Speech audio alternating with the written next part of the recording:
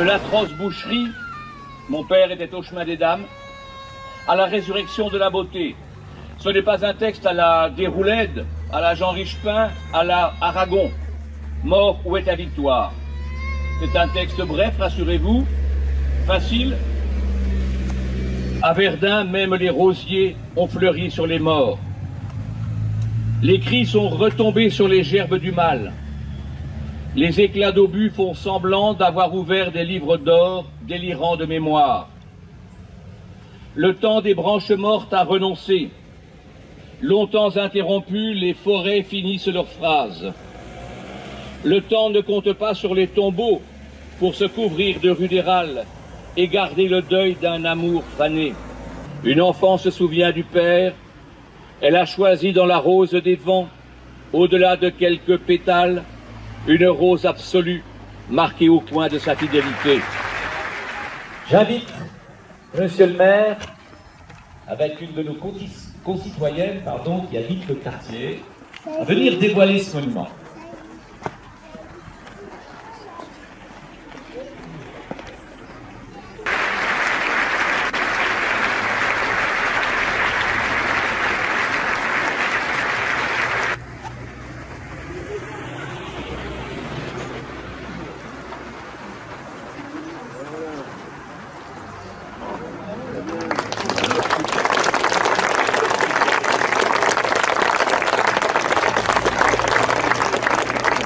Vous avez compris, mesdames et messieurs, toute la symbolique de la pierre du pays châtillonnais, avec sa double importance.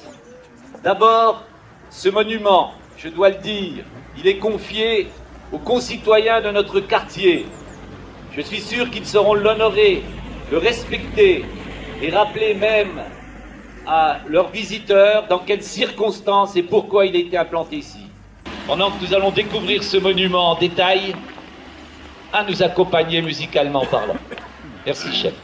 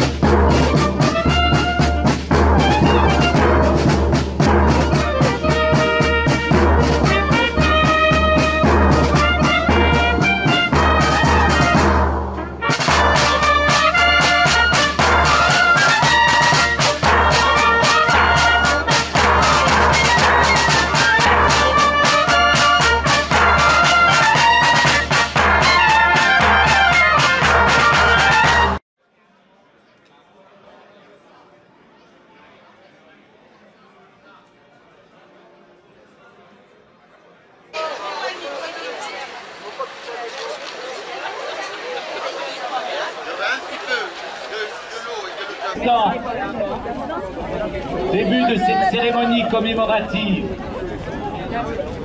devant un monument que nous connaissons bien, devant un monument symbolique, là aussi, de la position géographique de la ville de Châtillon-sur-Seine durant le conflit de la guerre de 1914-1918.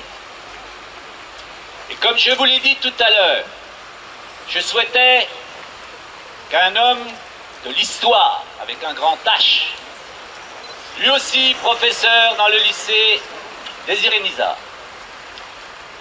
Homme chargé de transmettre le savoir, et homme aussi qui n'oublie pas ses racines, historien local, président des Amis du Châtillonnais, société savante qui, au fil des mois, des années, recherche dans notre passé des traces indélébiles, des preuves irréfutables, voire aussi poser des interrogations, car l'histoire n'est pas maîtresse de tous les mystères qui la jalonnent. Mesdames et messieurs, une seule attitude devant ce monument. La tête haute, le regard droit, fier. Garde à vous.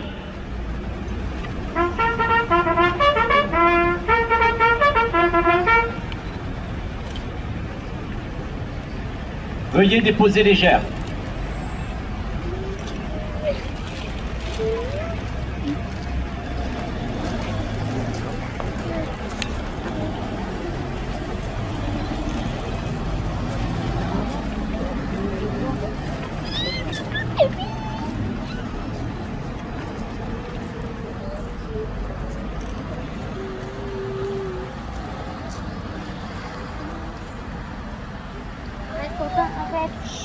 Veuillez regagner vos emplacements.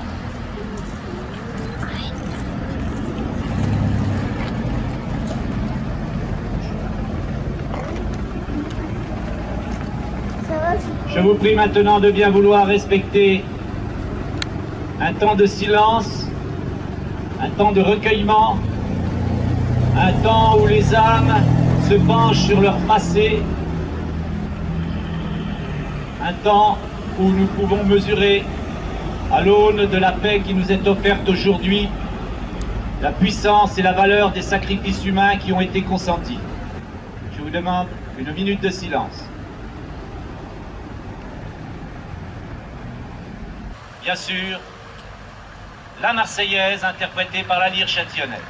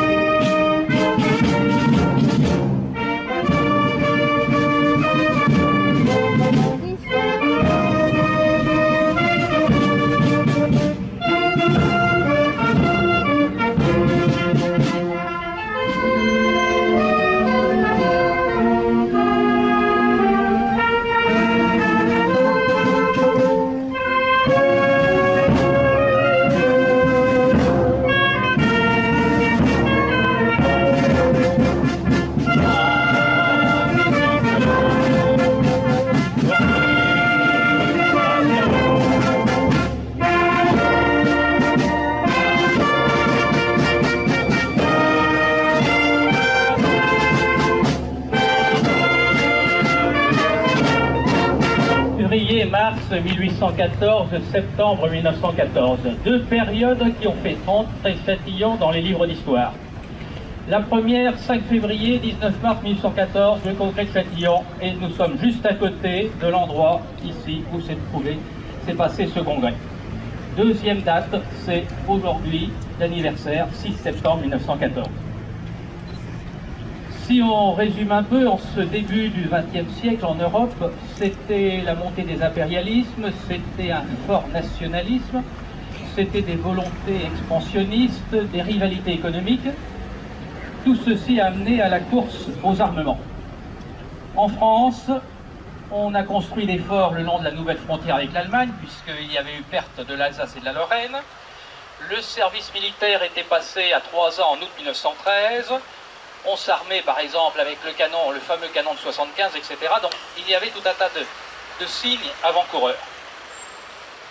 Cependant, bon, début de l'été 1914, tout semblait à peu près calme. L'empereur allemand Guillaume II était en vacances, le président Poincaré en France était parti quelques jours en Russie. Le déclenchement, 28 juin.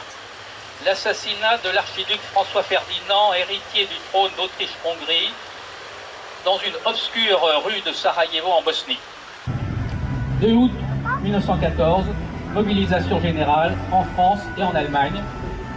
Alors qu'en France, on n'y pense pas tellement, c'est l'époque des moissons et on ne pense pas tellement à la revanche. 4 août, les troupes allemandes pénètrent en Belgique. Réaction, la Grande-Bretagne déclare la guerre à l'Allemagne en retour, la Grande-Bretagne ne supportant pas la violation de la Belgique. 7 août, les premiers Anglais débarquent sur le continent. Septembre au soir, Joffre arrive à Châtillon. Il arrive, paraît-il, au moment où il y a un coucher de soleil d'un rouge sanglant, qui peut un peu annoncer le soleil d'Austerlitz. Et là, à Châtillon, ce sera le quartier général de la victoire.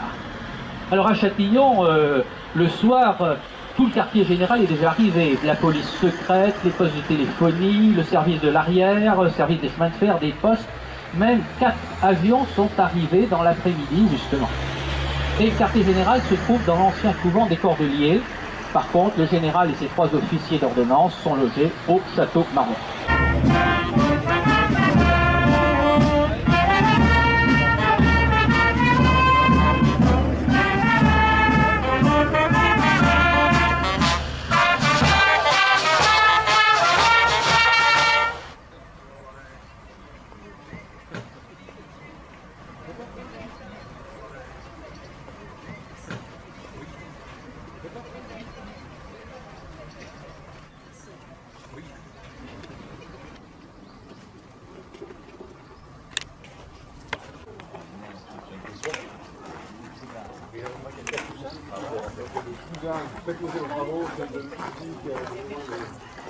Je vais faire un petit tour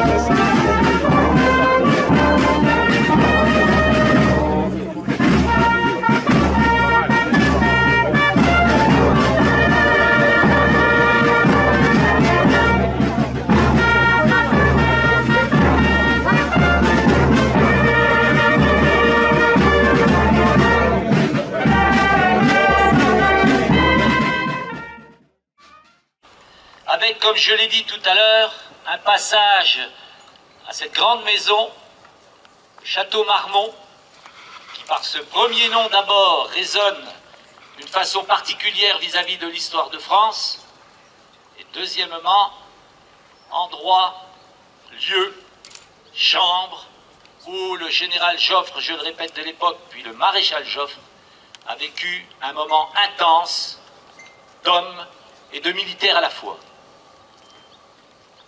Je remercie tout de suite M. Antoine Darbois, qui, au moment où nous avons fait projet de cette matinée et même de cet après-midi du souvenir, n'a pas hésité une seule seconde pour me dire que l'indivision maître, cette grande famille, serait honorée de s'associer à nos manifestations.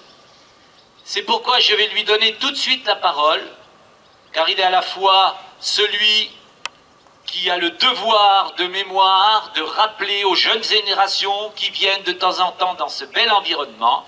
Il a donc le devoir de leur rappeler ce passé historique.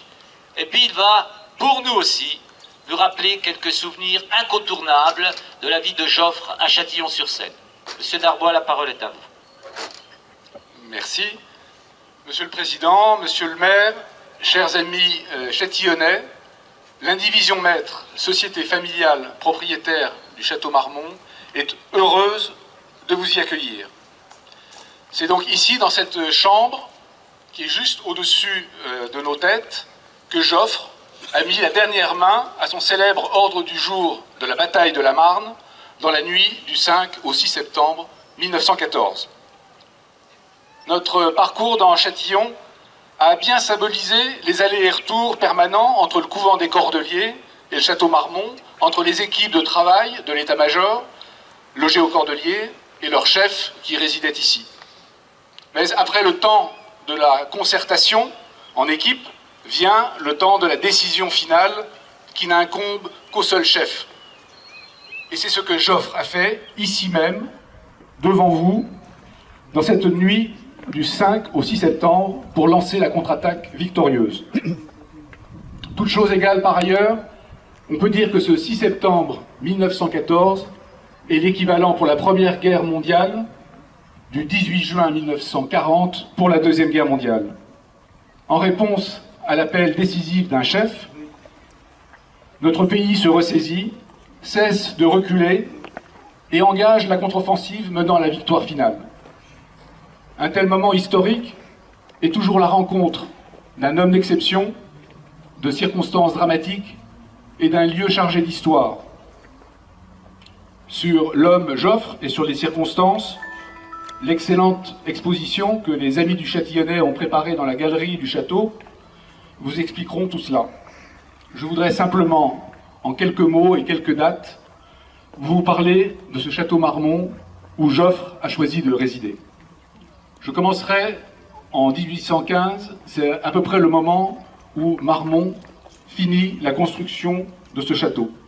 Et après 1815, après Waterloo, il se retire sur ces terres de Châtillon et va utiliser sa fortune colossale pour finir la construction d'un grand château et pour investir au bout du parc, de l'autre côté, à Sainte-Colombe, dans les nouvelles technologies de l'époque, dans l'industrie sidérurgique. Cette fortune, elle venait bien sûr de ses conquêtes militaires, mais surtout de sa femme, fille d'un banquier suisse et héritière d'une des plus grandes fortunes d'Europe. J'en viens maintenant à 1914 et au passage du général Joffre au château Marmont. L'exposition vous expliquera mieux que moi les débuts de la Grande Guerre et les raisons du repli de l'état-major vers Châtillon. Ici, au château, début août 1914, la mobilisation générale vide le château de tous ses hommes. Le colonel Félix Maître, comme tous ses frères ou neveux présents, rejoint son unité. Le capitaine de Galbert, officier d'ordonnance, fait sa visite à Tante Louise. À 7 heures du soir, arrivée des dignités dans de magnifiques autos. Ils sont 4 à loger au château, le général Joffre, le commandant Gamelin et les 2 officiers d'ordonnance, plus le train du général. Voilà donc, saisis sur le vif, quelques détails sur les 3 semaines que Joffre a passées ici. Ce passage est resté dans toutes les mémoires et le colonel Félix Maître l'a immortalisé en apposant 2 plaques que vous pouvez voir au bout de l'avenue, à l'entrée.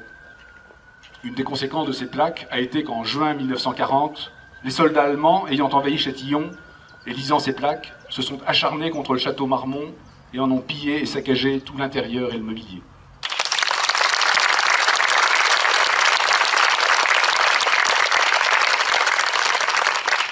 Merci beaucoup, Monsieur Darbois, pour avoir rappelé toute l'importance de cette maison dans la cité châtillonnaise. Maintenant, la parole est à son maître, Hubert Brigand, à qui je la confie tout de suite. Merci, Monsieur le Président de l'indivision, Monsieur le député, Mesdames, Messieurs, chers amis. 2014 sera partout en France, mais plus particulièrement aussi à Châtillon-sur-Seine, marqué par différentes manifestations, différentes cérémonies, du souvenir, du recueillement, comme c'est le cas plus particulièrement ici ce week-end.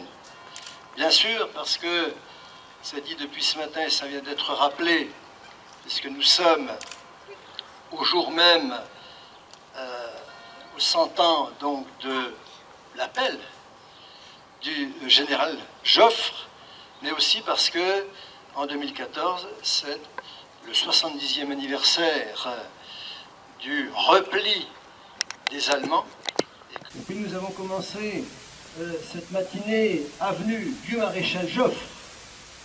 Et notre souhait a été de faire réaliser une sculpture en pierre, de la pierre bien sûr du pays châtillonnais, et par un sculpteur bien sûr du pays châtillonnais, Arnaud Mercier, je crois qu'il est là, Arnaud Mercier. Donc si vous voulez venir vers moi, que tout le monde le connaisse, parce que Monsieur le Président ou ses collaborateurs, ses collègues me demandaient tout à l'heure, mais où est le sculpteur? Je dis, le sculpteur, il est là. Hein, il n'a pas amené son matériel qui lui a permis la sculpter, mais d'avancer de façon à ce que tout le monde le découvre, parce que vous avez vu, vraiment, c'est une réalisation exceptionnelle.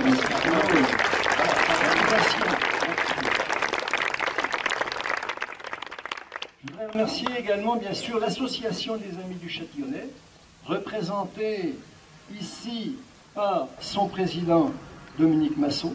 Il a autour de lui toute une équipe qui a mis sur pied l'exposition que vous allez découvrir dans quelques minutes, mais régulièrement, ici ou dans d'autres communes du pays châtillonnais, ils nous offrent des expositions.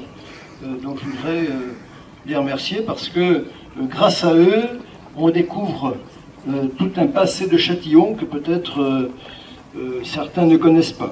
Je voudrais remercier aussi toutes les associations du souvenir, et puis les porte-drapeaux qui sont là à nos côtés, sous le soleil, mais ne nous plaignons pas. Nous avons eu un été quand même un petit peu difficile, et pour ces cérémonies en plein air, on accueille le soleil avec beaucoup de plaisir. Donc merci aux porte-drapeaux d'être fidèles à toutes les cérémonies patriotiques de Châtillon et du pays châtillonnais. Merci également à Michel Lagrange qui a accepté tout à l'heure d'être partie prenante dans le cadre de cette matinée. Vous l'avez entendu, avenue du Maréchal Joffre, il y a quelques instants. Merci aussi à Dominique Masson, à titre personnel, de son intervention. La Joffre au monument Joffre, qui a bien retracé un historique qui nous a permis de compléter nos connaissances, mais bon, le fait qu'il ait été professeur d'histoire lui a permis de nous donner des informations que nous ne connaissions pas. Et merci enfin à tous ceux qui se sont associés à ces cérémonies, et je terminerai peut-être par la lyre châtillonnaise, qui est présente depuis ce matin, qu'on va retrouver d'ailleurs demain matin pour la fête de la libération donc de Lévis. Et puis merci aussi à François Sauvadet qui est présent parmi nous au Château Marmont, à Châtillon-sur-Cède, et qui malgré un emploi du temps assez soutenu, vous vous en doutez, a tenu à être à nos côtés ici. Donc, je rends la parole à François Gaillard, organisateur de toutes ces manifestations. Je vous remercie. Merci, monsieur le maire.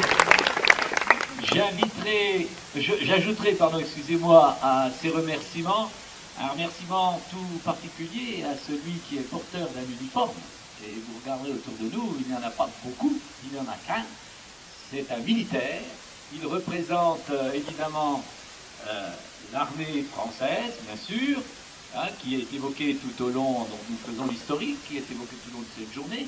Et puis je remercie particulièrement parce que nous sommes un peu complices dans l'organisation de ces cérémonies et qu'il sait toujours à mes côtés se mettre à notre disposition pour nous assurer notre sécurité et donner aussi le reflet indispensable aux manifestations. Mais avant le 11 novembre, il nous fallait quelqu'un qui nous donne le sentiment de la nation, qui de mieux placé que François Sauvadet, notre député, celui qui, comme l'a dit monsieur le maire, répond toujours à notre invitation, nos invitations bien sûr, et qui va vous donner le sentiment d'un homme qui représente notre pays. Nous avions absolument besoin de sa présence pour conclure, je veux dire, en beauté et montrer que le petit Châtillon, au nord de la Côte d'Or, il compte aussi pour le représentant de la nation. Donc François Sauvadet, je te cède la parole.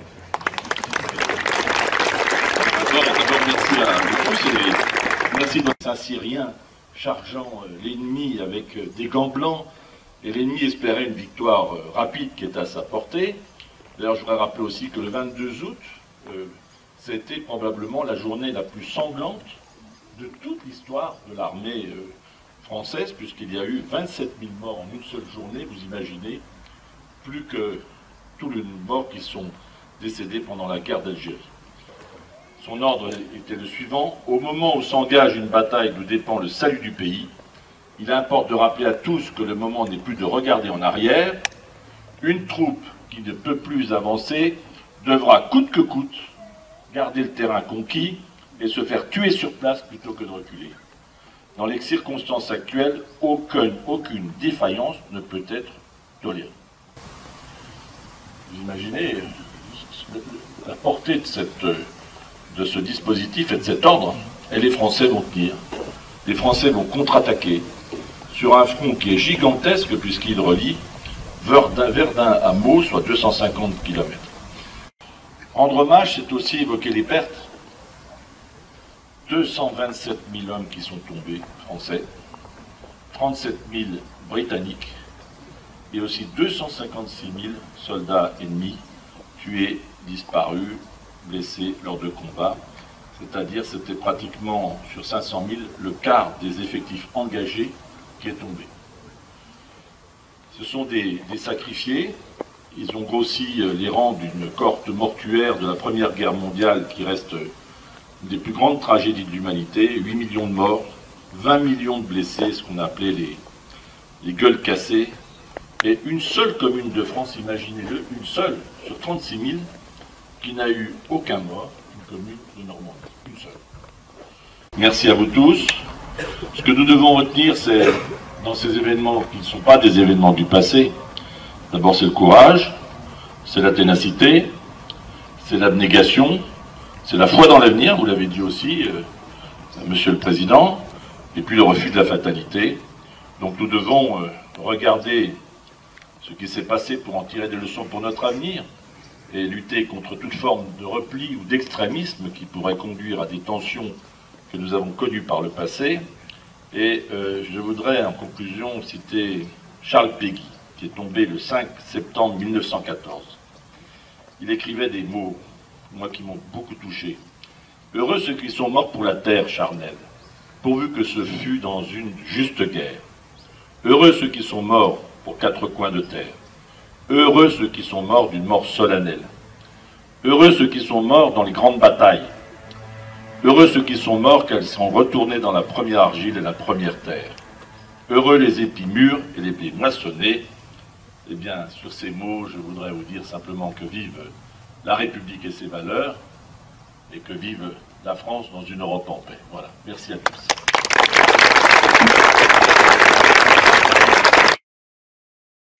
Mesdames et messieurs, je crois que vous l'avez bien mérité. Nous nous retrouvions devant un rafraîchissement sur le côté du château.